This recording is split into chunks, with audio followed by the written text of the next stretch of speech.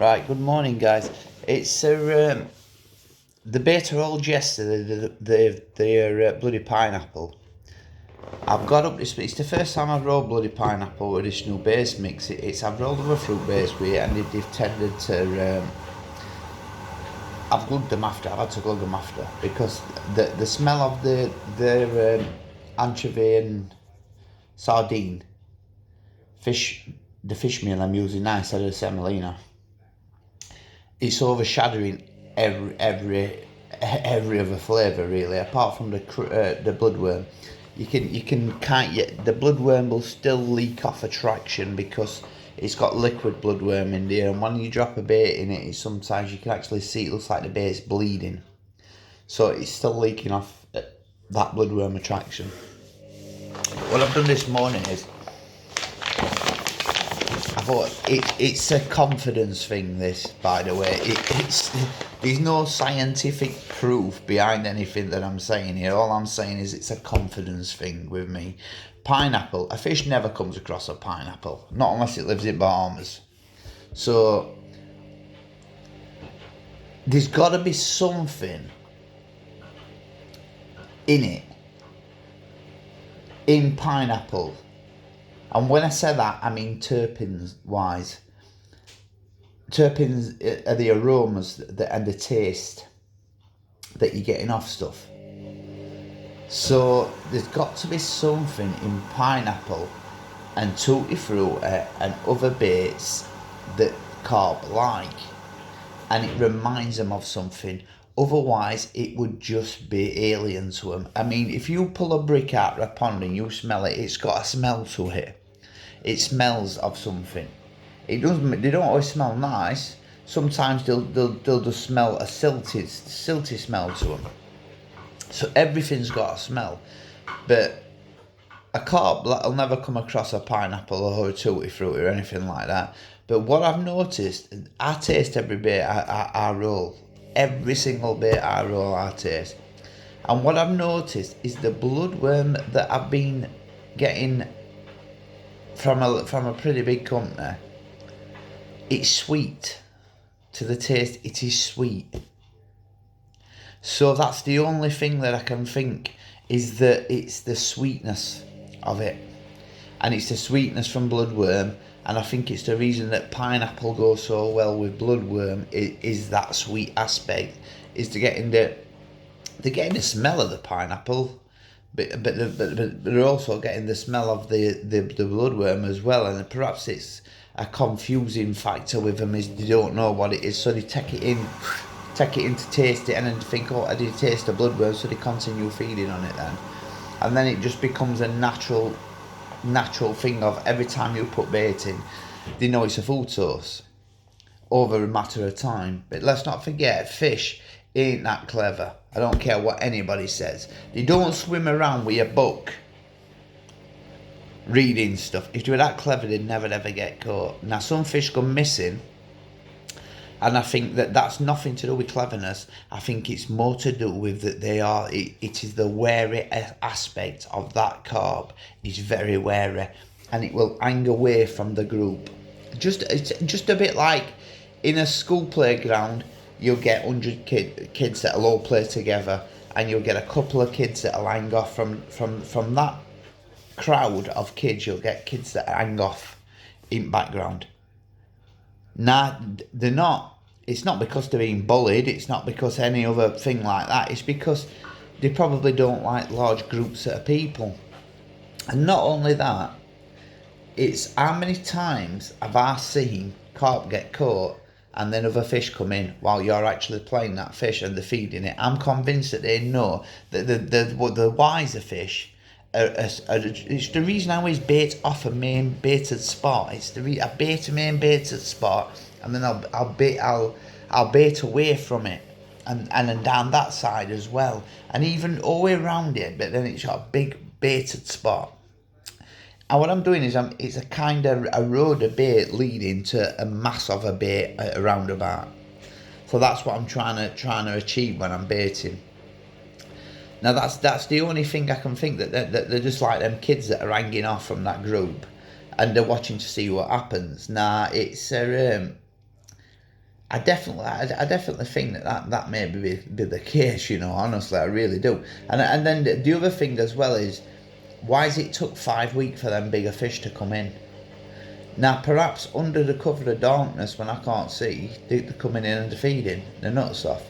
But I personally, I don't think so. I think that them fish have always probably been there, but they're hung off. They're hung off that bait.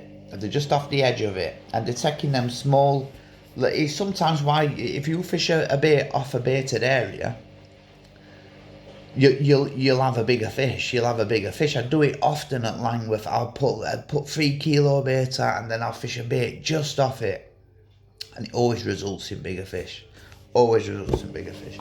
So what back to this? What we were doing is like I was saying, the fish meal overshadowed the pineapple flavour. Now, last year, I'm going on last year, guys. Here, this is all I can really go on last year is the baits that I were doing. The minute anyone gets a bait off me, they go, "Whew, that's strong. That's really strong. That really strong." Yeah, it is. It's what I've always done, and it's what I will always continue to do. Now, it may result in it taking an hour or so to get a bite longer, until that it's just washed out a little bit, but I'm convinced that during that hour or so, that smell, that pungent smell of pineapple is leaking out into the water, and it's bringing fish in. So it's working for you when you're not doing anything, when your buzzers aren't sounding, it's working for you. So I've added pineapple to it, and what I've done is I forgot about it. I do that much stuff now, me, with it. I forget about certain things. So I had a look through my book, my notes from last year. And what I did last year is this. I personally think that this played a major part in the success that I had last year. 100% on it. I know I'm convinced about it. It's another thing that I've not told anyone as well, you know what I mean? It's another little secret I had. I mean, I could easily hide that in my tackle bag and nobody know about it. Now, everybody smelt the baits, but by the time they got the baits, it had soaked into them. So nobody knew about it. So you're still fishing with the same bait as me. And all it is it's a mix of a few different ingredients. But do you know the bait smokes you used to get? The ones that they use fucking...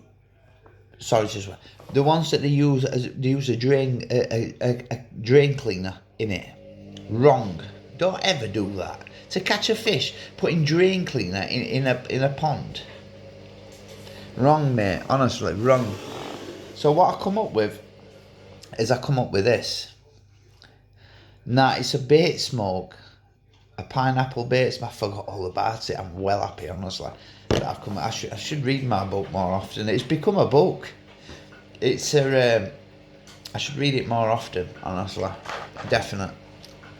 And it tastes absolutely amazing. Now, when it's in this form, you get it on your hands, and it comes off, but you need washing up liquid to get it off. So don't get it on your hands in bank. It's just like Cody Goose. I don't like Cody Goose, and I don't like this for that reason. I don't like all that yellow and bright pink and all that on my hands, because then I touch my bivvy and I touch my cork handles, and then smell gets onto your cork handles, ratsy, and it's just a continual thing. So I've never ever bothered with Cody Goose. Now this it's done in a way that you don't ever have to really touch it. You know what I mean? These bottles are new, but the other bottles were exact same, just a different lid on them.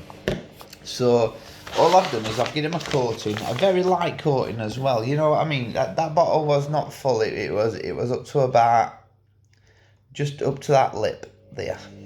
So just a very light coating. Put them in a bowl, give them a very drizzle, and then just turn them round, and they've soaked it in already. Now they're lovely, absolutely lovely baits, these, honestly. These turned out really nice. I think they're going to do really well on treating this year. So much for the cocoa comb, which I still will be using, by the way, as well. But I just wanted to show you this. For those of you that were fishing treating last year, this is personally what I think did the trick. Watch this.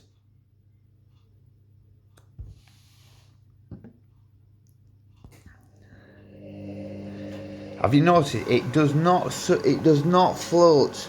It doesn't float. It stays in a lump at the bottom. In the bottom of the glass. There, look. Now, every single one of them baits has got that on it. But there's nothing in it like drain cleaner or anything like that. It's just something I've come up with myself, and it's getting used again, and that's for definite. I love this stuff.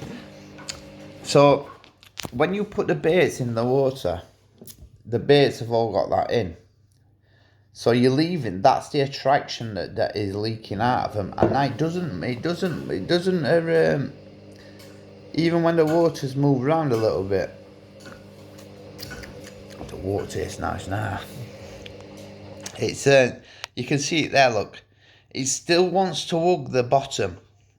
It's because it's heavier than water. So you see it there. It's causing. Look at the water there. You see that like. See it. It's the oils in it. The oils in it. It's a bit like the halo stuff, like I said earlier on. It's like the halo stuff, but I don't want to put it in the same category as the halo, for the simple reason of I don't agree with that halo stuff. It's wrong. You shouldn't be putting stuff like that in water to catch fish. But I forgot about that, and I'm glad I refound it, because I didn't find it. I looked in my book this morning. I used it all up. It's and funny enough, every single bait I had last year had exactly that on it. Now we'll see what happens this year. But it smells nice now. As far as I'm concerned, pineapple bloodburn. Bloody pineapple is like big time.